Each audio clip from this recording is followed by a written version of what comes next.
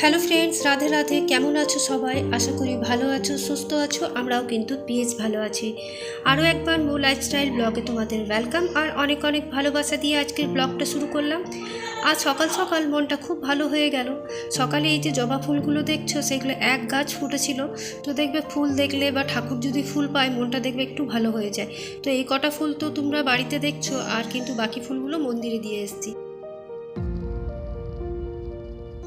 তো এদিকে দেখো, সকালে প্রথম কাজ বিছানা পরিষ্কার করা, তো সেটাই কিন্তু আমি এখন শুরু করে দিয়েছি। তবে হ্যাঁ, অনেকটাই দেরিতে।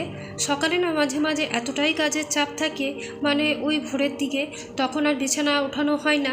তো তাই আজকে অনেকটাই দেরি করেই শুরু করলাম। আর এখন সময় ওই 8:30 মতন বাজে।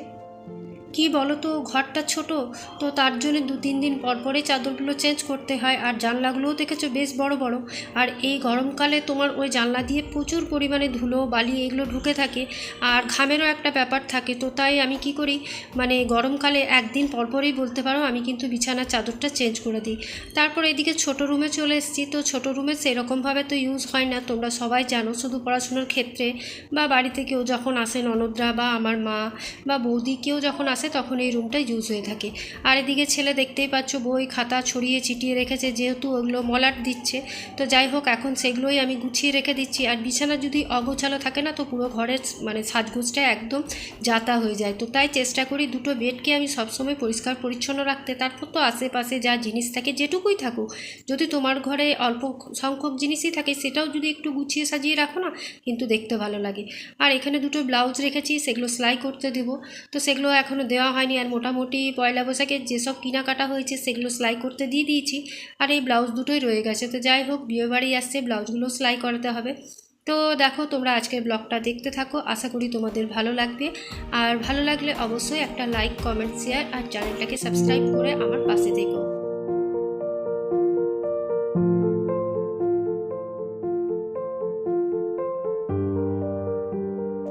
এদিকে দেখতেই পেলে জবা ফুলগুলো তোমার এই টিভির একটাতে রাখা ছিল, তো সেগুলো এখন ঝুড়ির মধ্যে রেখে দিলাম। আর তোমাদের দাদাভাইও কখনো কখনো ঠাকুরকে ফুলগুলো দিয়ে দেয়, বা আমিও যখন সময় পাই আমিও দিই, বা ছেলে যদি স্কুল না থাকে ছেলেও দিয়ে থাকে। তো যাই হোক, এখন ফুলগুলো তুলে যেটুকু ডাস্টিংয়ের কাজ আছে টুকটুক করে সেগুলো করে নিচ্ছি। আর গরমকালে একটু কাজ করতে অসুবিধা অবশ্যই হয়। শীতকালের তো সেরকম গরম থাকে না বলে কাজগুলো হয়ে যায়, কিন্তু শীতকালে আমার বেশি কুড়েমি লাগে। গরমকালে ঘাম হোক যাই হোক, কিন্তু আমি তাড়াতাড়ি কাজগুলো করতে পারি। আর তারপর একটা কি সুবিধা বলো তো, ওই যে ভোর ভোর ওঠা হয়, ভোরে ওঠালে মোটামুটি তোমার মানে কাজ যদি বলো সময়ে প্ল্যান করে করতে থাকি, তাহলে কিন্তু তাড়াতাড়ি হয়ে যায়। আর এদিকে ছেলে আজকে জানো তো বার্গার বানাচ্ছে। তো যাই হোক, বার্গার বানগুলো নিয়ে এসেছিলো, তো ওকে শসা আর পেঁয়াজটা কেটে দিচ্ছি। তো কি করেছে সেটা তোমাদেরকে অবশ্যই দেখায়। আর মাঝে মাঝে ছেলে আমার রান্না করে থাকে, খাবার জিনিস যখন ওর ইচ্ছে হয়, তো নিজেরটা নিজেই করে নেয়। আর করাটাও দরকার, তাই না? বাইরে যখন থাকবে বা পড়তে যাবে, তখন তো তার অসুবিধা হবে না। তাই আমি সব কাজই কিন্তু ছেলেকে করতে দিই, ওর যেটা ইচ্ছে হয়। তো এদিকে আমি শসা আর পেঁয়াজটা কেটে নিলাম। আর এদিকে দেখো বার্গারটা বানিয়েছে। তো আলুর টিক্কি বানিয়েছিল, নিচে সস দিয়েছিল, তারপরে এটা। আর ও কিন্তু বার্গার বানগুলোকে কাটতে কাটতে ভেঙে ফেলেছে। তো যাই হোক, ভালোই বানিয়েছিল। আর এই দেখো, টেস্টিও হয়েছিল, যেহেতু ওই যে আলুর টিক্কিগুলো বানিয়েছিল, তো ওগুলো খেতে ভীষণ ভালো হয়েছিল। তো যাই হোক, মাঝে মাঝে একটু খারাপ ভালো এইসব থাকবেই, তো ছেলেদেরকে উৎসাহ দেওয়া উচিত যে এটা ভালো হয়েছে। তো আমি সেটা উৎসাহে দিয়ে থাকি, যে যেটাই বানাক সেটা খেয়েই আমি বলি ভালো হয়েছে, তাহলে নেক্সট বার হয়তো এর থেকে আবার ভালো করবে, তার জন্যে।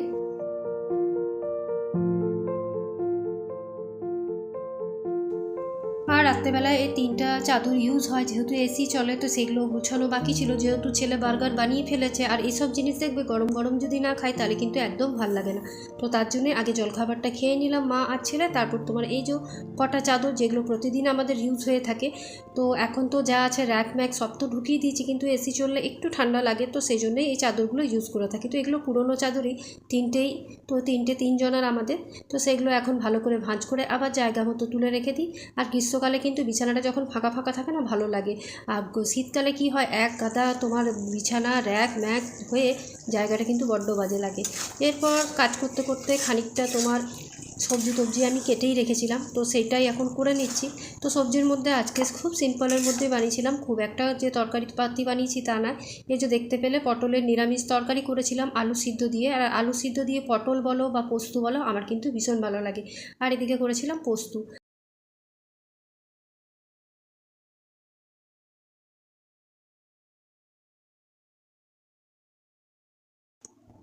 গরমকাল বলো শীতকাল বলো, যদি ঝটপট রান্না হয়ে যায় না তাহলে দেখবে অনেকটাই স্বস্তি পাওয়া যায়, তাই না? তো আমি গরমকালে চেষ্টা করি তাড়াতাড়ির মধ্যেই রান্নাগুলো করে নিতে। আর কোনো দিন কী করি, রাত্রেই আমি কিন্তু সবজিগুলো কেটে রেখে দিই। তাহলে মনে হয় সকালে উঠলাম, ঘরের বাসি কাজ করলাম, আর তারপর তরকারিগুলো ঝটপট করে আর ভাতটা হলেই হয়ে যায়। তো সেটাই চেষ্টা করি। আর এদিকে এখন দেখো ডালের সম্বর দিয়ে দিচ্ছি। আর এখন আমাদের বাড়িতে লাউ ডালটা তোমরা প্রত্যেক দিনই পাবে, যেহেতু লাউ ঠান্ডা, তো লাউয়ের কোনো তরকারি ছেলে আমার খেতে চায় না, সেই জন্য আমি কিন্তু ওই মুসুর ডাল দিয়ে লাউ ডালটাকে পাতলা পাতলা করে থাকি আর ডুবো ডুবো লাউগুলো কেটে থাকি। তো খুব ভালো লাগে। রাঁধুনি ফোড়ন, কালো জিরা ফোড়ন দিয়ে তোমরা এরকম করে দেখবে, খেতে কিন্তু বেশ ভালো হয়। আর করেছিলাম ছোলার ডালের বড়া। তো এখন সময় ওই 1:10-15 মতন বাজে। আর খাওয়া দাওয়ার পর যেটা সবথেকে বিশেষ কাজ হচ্ছে সেটা হচ্ছে রান্নাঘর পরিষ্কার করা। তো কোনো দিন আমি খাওয়ার আগে করে নিই, আবার কোনো দিন আবার খাওয়ার পরেও করি। তো আজকে ভাবলাম খাওয়ার পরেই করব, একটু ফোনে তোমার এডিটিংয়ের কাজ ছিল সেই জন্যই আর করতে পারিনি। তো এখন দেখো আমি কাউন্টার টপ, গ্যাস ট্যাস যা আছে সব কিন্তু ভালোভাবে পরিষ্কার করে নিচ্ছি। তাহলে কি বিকেলবেলায় ঘুম থেকে উঠে তারপর যে রান্নাঘরটা পরিষ্কার পরিচ্ছন্ন দেখবো তখন কিন্তু বেশ ভালো লাগে। সকালেই বলো বা বিকেলেই বলো, রান্নাঘর যদি আমরা সবসময় পরিষ্কার দেখি না, দেখতে কিন্তু ভালো লাগে। আর তার সাথে সাথে আমি এই জানলাগুলো পরিষ্কার করে নিই। আগে যা তেল চিট হয়ে জানলাগুলোর আমার অবস্থা হয়েছিল, রং করার পর তো অনেকটা বেটার দেখতে পাচ্ছ। তো তাই এখন আমার অভ্যেস হয়ে গেছে প্রত্যেকদিন একটা ভিজে একটা দিয়ে প্রত্যেকটা জানলাকে ভালোভাবে পরিষ্কার করে নিয়ে। আর এখন এই যে দুপুরের যে বাসন টাসন পড়ে আছে সেগুলোকে মেজে নিচ্ছি। কোনো দিন আবার বিকেলেও মাজি যদি শরীর না ভালো লাগে। তো আবার যেদিন সময় থাকে সেদিন আবার দুপুরবেলায় মেজে রেখে দিই। তো এই যে বাসনগুলো কটা ছিল, বেশি তো নয়, আমার আর ছেলের, আর ওই তোমার জলখাবারেরও কিছু আজকে বাসন রয়ে গেছিলো, তো সেগুলো এখন মেজে ধুয়ে পরিষ্কার করে নিচ্ছি।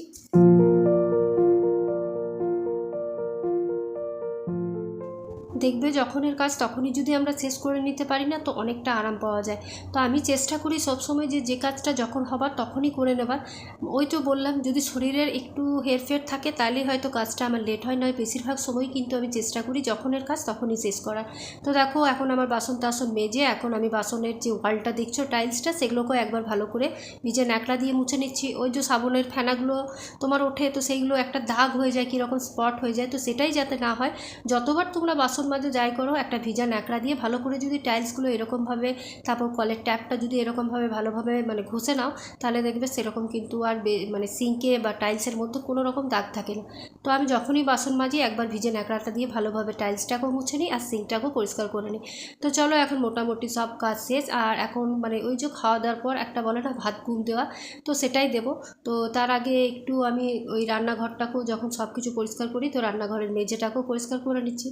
আর কিছু কিছু কালো স্পট তোমরা দেখতে পাচ্ছ, তো সেগুলো ওই যে কাঁঠাল যখন কেটেছি না, তখন সেই তার ভেতরের যে কষটা থাকে সেটা যখন পড়ে যায় তখন দেখবে সেই জায়গাটা কেমন কালো হয়ে যায়। তো সেই রকমই রান্নাঘরের মধ্যে কিছুটা কষ পড়েছিল, তো সেটার জন্য একটু কালো কালো দাগ হয়ে গেছে রান্নাঘরের মার্বেলটাতে।